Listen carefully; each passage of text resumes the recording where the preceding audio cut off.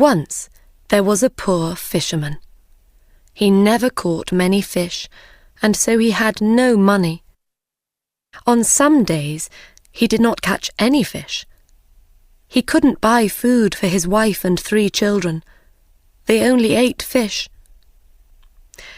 Usually he caught very small fish, but one day he caught a dead horse. "Today is a bad day," he thought. Angrily, he began to fish again.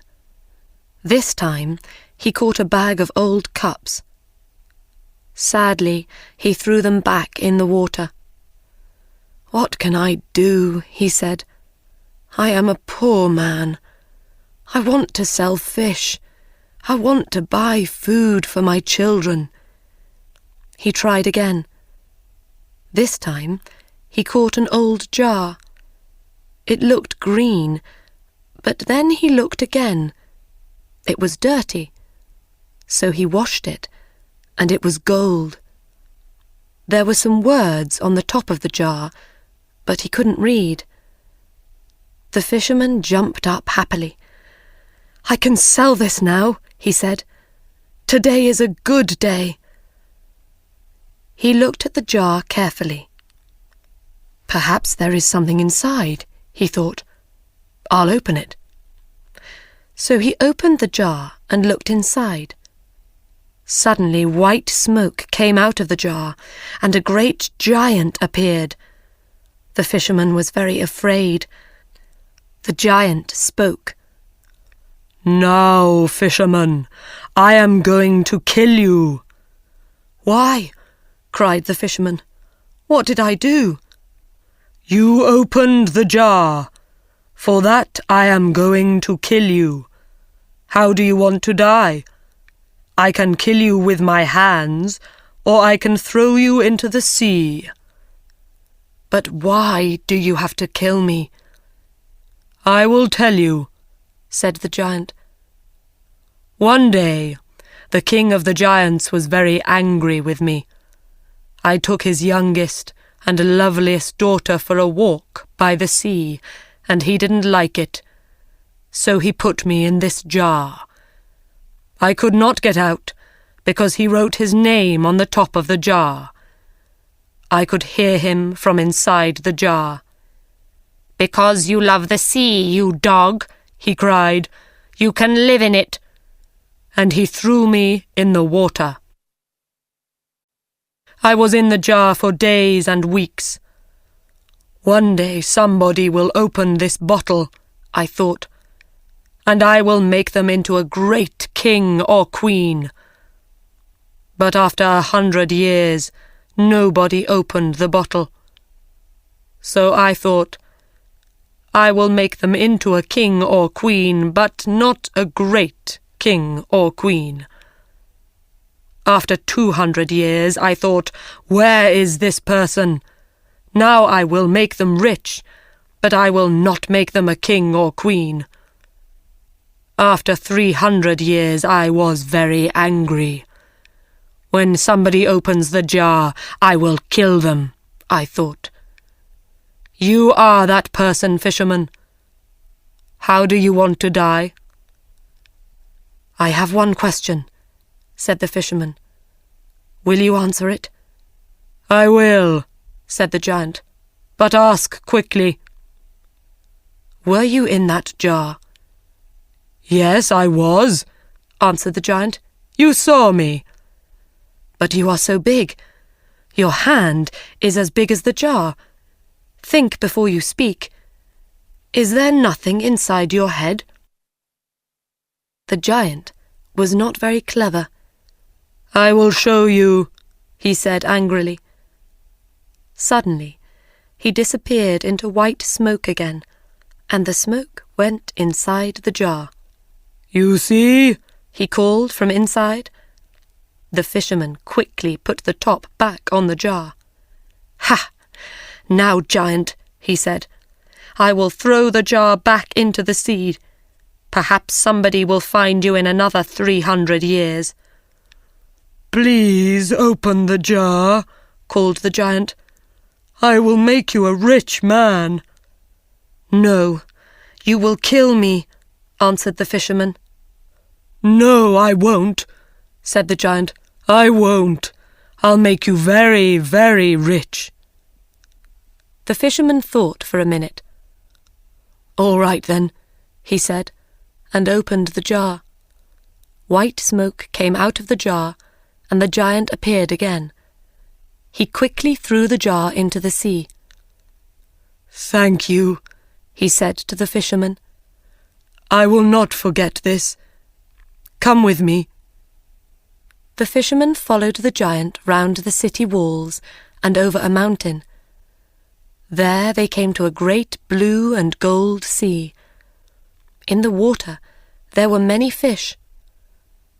"Now, catch something. I will watch you," said the giant. In no time, the fisherman caught 3 fish. 3 beautiful red, white, and gold fish. "Take these fish to your king," said the giant. "He will give you a lot of money for them." The giant disappeared, and blue and gold smoke went into the ground.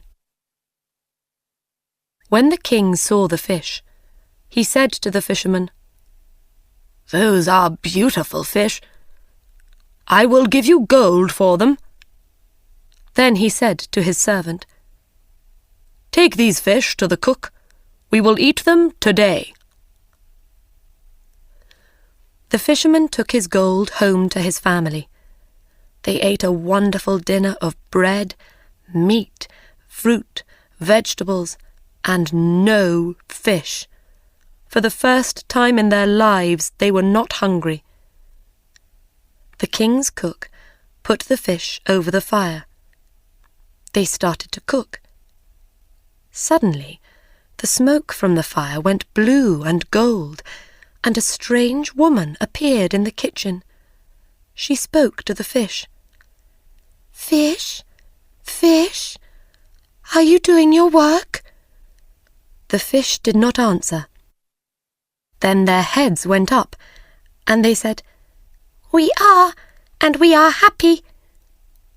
The strange woman pushed the fish into the fire. The smoke from the fire went blue and gold, and the woman disappeared into it. The king and his servant came into the kitchen. "I am waiting for the fish. Where are they?" he said to the cook. He saw that the fish were in the fire, and he could not eat them. The cook told him about the strange woman. The king wanted to see the woman, so he sent for the fisherman. "Bring me 3 more fish," he said. When the fisherman came back with 3 more fish, the king gave him more gold. The cook put the fish over the fire. This time, the smoke from the fire went red and gold, and a big man with red hair appeared. "Fish, fish, are you doing your work?" The fish answered, we are, and we are happy." And the same thing happened. The man pushed the fish into the fire and disappeared into the red and gold smoke. The king did not speak for a minute. This was magic. Then he turned to the fisherman. "Where do you get these fish?" he asked. "I get them from a sea of blue and gold water over the mountain." "Do you know this sea?" the king asked his servant. "No. I often go across the mountain, but there is no blue and gold sea." "Will you take us there?" the king asked the fisherman. The king and his men followed the fisherman over the mountain to the sea of blue and gold, and there they saw the wonderful fish. The fish were jewels in the water. "Wait here," said the king. He took 2 men and went round the sea. There they came to a great house of red stone. All round the house were gardens of wonderful flowers. There was no answer at the door, but it was open, so the king went in. He saw many beautiful rooms, but no people. He came into a very large room with high windows. Somebody spoke. "When will I die? I don't want to live." The king saw a young man at the other end of the room.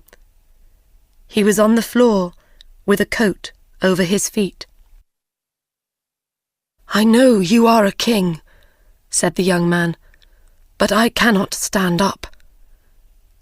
The king took away the coat and saw that his feet were fine white stone. "What is this?" cried the king. "Why do you have stone feet? Why do the fish talk? Why does a man with red hair appear from nowhere in my kitchen? What is happening? Tell me." "I will tell you," said the young man. "Please sit down and listen. There was once a great city in this place. My father was king of that city, and I was a prince. Then my father died, and I was the king. I married a beautiful woman. She was my queen, but she did not love me. She loved a servant. When I learned about him, I wanted to kill that servant. We had a fight. I hurt him, but I didn't kill him.